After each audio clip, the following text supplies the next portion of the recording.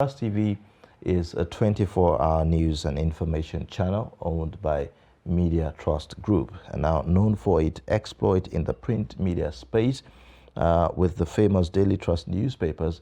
Media Trust Group ventured into electronic media with the establishment of Trust Television in 2021. The TV arm of the group, which began operation on the slogan documenting the Nigerian stories, has made name for itself in the broadcast industry in the country.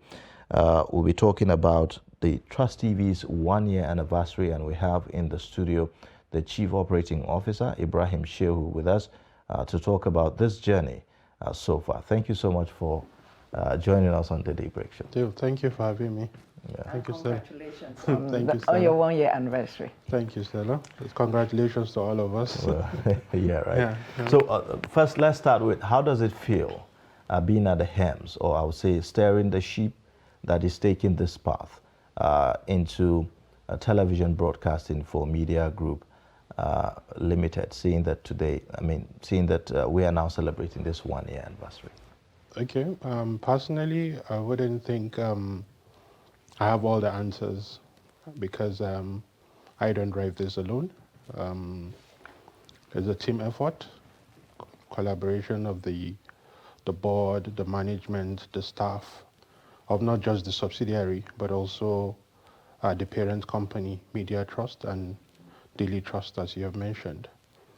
1 year down the line, I would say it's quite challenging, but it's also fulfilling in terms of the vision for the TV channel. We might just be 1 year old, but this has been in the making for the last 10 to 15 years. The board has been trying to establish an electronic arm of the company. And as we know, circulation of newspapers over the years is dwindling, and also everything is moving to the digital space.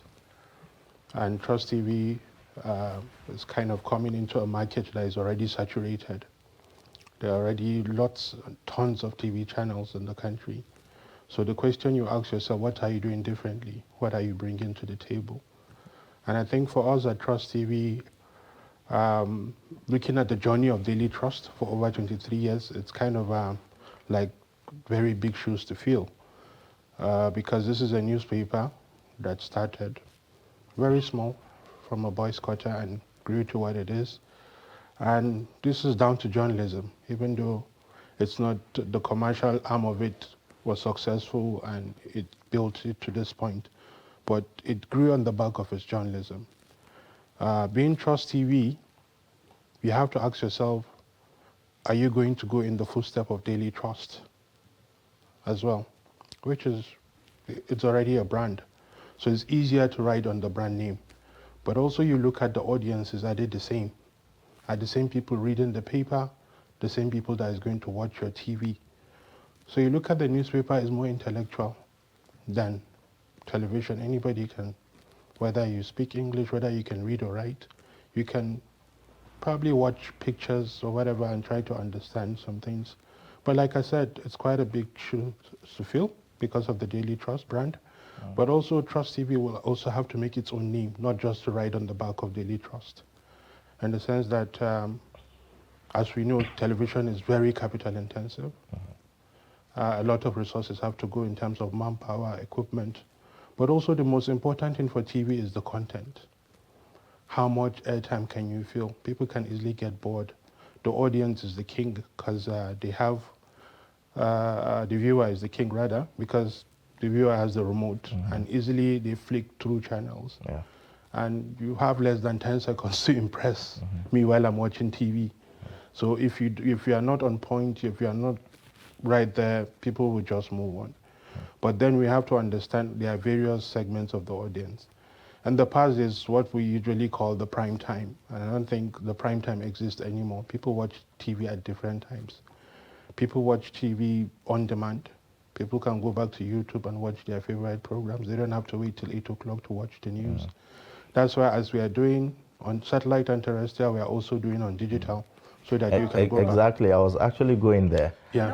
Before we go there, I know he said that credit doesn't come to him alone, but to everybody on the board. But then, you are the pioneer CEO of this channel. So, Yes. of course, a lot of credit will come to you.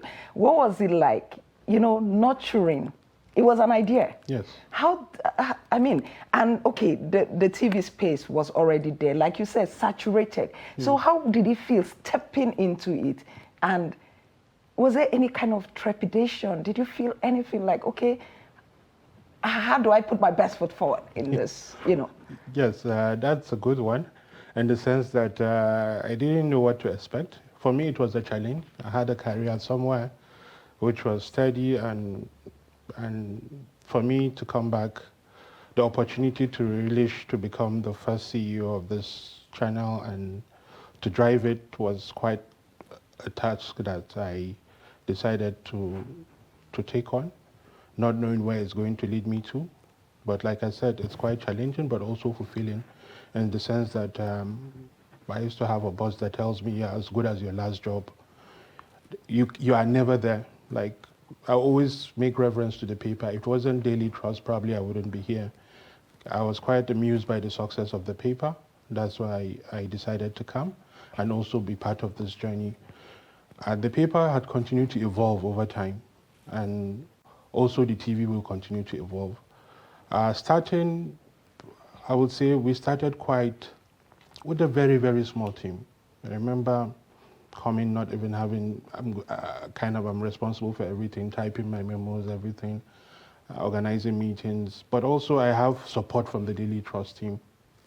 The Daily Trust team really helped in terms of the management at that level, and also at the board level, constant meetings on a weekly basis, where's the direction. And before then even, I think the board has set up kind of like a strategy paper. So we had a document knowing that what do people want to watch? You know, what void are we trying to fill? So that kind of really helped. But in terms of filling the air times and quality control, that's what has got me till date. Maybe Ayuba will be aware, in terms of you always want to, mistakes are inevitable, but some mistakes are not permissible sometimes. And as a new channel, one of the challenges is making sure that things go well. Okay, you make sure you don't make typographical errors, but most importantly, you don't make editorial mistakes. You don't ask the wrong questions. You don't say the wrong things. Like we know, TV is highly kind of regulated in terms of what you say, but also you have to kind of align to some certain values. So like I always tell you that it's not about me. I'm kind of great. I have a team, and it's also work in progress. The team has evolved over time. Okay. We'll be learning from each other every day. All right. Also, we'll be learning from our parent company. But also, in terms of where we want to be, we know that we are not there, but we believe that it's work in progress. 1 year down the line, we believe we're on track, and we'll continue to grow from there. All right. So these are quite interesting times for broadcasting and the traditional media space. Indeed, looking at the invention of the social media platform, which has actually been a major competition, I would say, to traditional media space. So in terms of rising up to the occasion, content-wise, you have professionalism on one hand, you also have a business to keep on the other hand. How is Trust TV able to manage this? Okay, purely there's a bit of paradox in that, in the sense that in TV broadcasting, the advertisers are after the numbers. What can you do to bring you numbers? And we know what is out there on social media. A lot of, sometimes I wouldn't call it fake news, but the kind of journalism out there, blogs and everything about people's personal lifestyle, entertainment, and so on and so forth. That's what brings you the audience. But also as a news and current affairs channel, the challenge for us is we have a tradition from the parent company. We are a news and current affairs channel, and we decided to have a niche for documentaries in terms of going in depth. We believe that we don't want to do things that other competitors are doing, but also we want to be different. So what we decided to do is to go into documentary. Documentary has value in the sense that 10 years down the line, you can come back to it. It serves as an archival material, but also a reference point. Sometimes you can even sell those materials. As against a talk TV or talk shop that you sit down and does bring people to talk. They talk about the day or the events, and they pass by the time. But with documentary, it's kind of a reference point. So back to social media, you say the attention span of the people on social media is quite limited. They just want to watch a 2 minutes, 3 minutes video or so. So you ask yourself, okay, you've done a 30 minutes documentary. How can I catch those audience that are different, that don't have this long attention span? And for me, is if something is interesting, people will want to watch. So what we do is try to get the snippets, the best parts of those documentaries in 2 minutes, 1 minute, and put a longer link so that when you watch the short version and you feel like you want more, you can click on that link and it will take you there. Audience is growing there. Like you said, the youths are some of the people who want to capture, but also the advertising space on digital is not as big as we know the normal traditional media. But we need to build the numbers, be able to sell that. Okay, so what are the kind of stories that you feel are not usually told in our media space that you feel the need to actually tell those stories? Right. Basically, I think in the traditional media space that we have, basically we have a lot of official stories. People want to tell you what the president is doing, what the National Assembly is doing, what the parastatals of government, private sector, business, that's what you see every day. And we believe we need to tell the stories of ordinary Nigerians, how they understand how these policies affect them. A lot of, like in the north, we have a lot of ungoverned spaces which had led to the insecurity you are actually facing at the moment. You have to get into the minds of people in villages to understand, okay, with the absence of government, how do you feel? Like what needs to be done? What are the problems? You know? So it's, for us, it's telling the Nigerian story in terms of giving a different perspective, moving away from that. And also from the traditional media, there are a lot of voices that people come to play when it comes to commentary, analysis, and we feel there's a gap. Nigeria is such a big country that you don't get 2, 3 people to tell the story of the whole country. Sometimes you need to be inclusive. All right. Then the Trust TV is about documenting the Nigerian story, which means that it's talking about stories about Nigerians from all parts of Nigerians. And so far, Trust TV has shown that documentaries reflecting various parts of Nigeria. What are the challenges in getting those stories done? It can't possibly be easy with the insecurity, the economic challenges, and all of that. How have you been able to go around that? Well, you're right. It's been challenging in the sense that you don't want to put people in harm's way. But at the same time, if you don't tell those stories, who will? We've gone to the most difficult part of these countries and we've done documentaries. We've spoken to people that people don't imagine that you don't even know where they are. And we've actually, I think we've done some really, we've gone deep in terms of our documentaries and we'll continue to do that as a part of us. It's about perspective, but also it's limiting how much you can put people out there. There are a lot of stories you want to send people out, but you look at what is actually going there, safety first.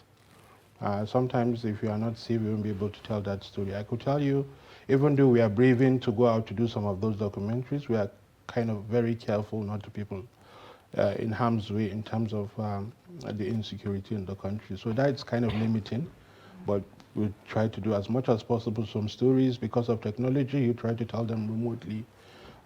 You interview people via Skype, but most importantly with TV is visuals. People want to see to believe. It's not like you can't just call people up and write up a story. You want to have the pictures to back up whatever you're saying. So that's a challenge for us as well.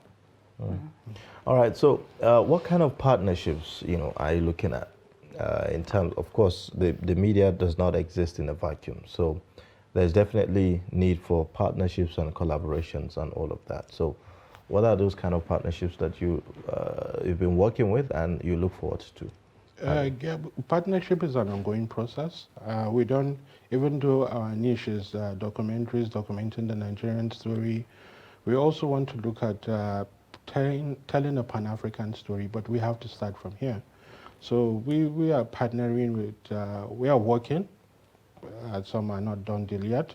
We want to look at sister African countries that kind of share similar demographics with us and see how we can share content in terms of we understand the kind of stories they do and also give them ours. But also for the international media, we have VOA, BBC, where we've been partnering in terms of technical know-how, editorial training, but also content sharing in those aspects. So like I would say, it's work in progress, and we'll continue to do that so that we are not limited. Content is never enough, as you're all aware. And the most important thing is making sure that you are always giving relevant information as at when due, because the audience is diverse. Sometimes if you are not careful, you end up telling the stories of what you want to see, because we all want to watch TV for different reasons. And if we sit down and not ask people what they want to hear, we end up telling them what we think they should hear. So it's good to hear from the people and good to network properly and do a lot of research so that we try to churn out content that are quite relevant to the audience. All right, now Trust TV is on Star Times, it's on Nijcomsat, it's on Arabsat, and in fact, it's airing in Ghana. Yes. Where else do we hope to go from here? Like I said, it will continue. We're still talking with MultiChoice. Hopefully we'll be on that platform soon, the DSTV and GoTV. But also beyond that, we are on YouTube. And we have a Trust TV app, and we have a Trust TV website, which means it's endless. As long as you have internet, you are going to watch Trust TV from any part of the world. Click on YouTube, we are live. Click on our app, we are live. Click on our website, we are live, even on Facebook and other platforms. So beyond these platforms that you've called, I think from any part of the world, you can watch Trust TV.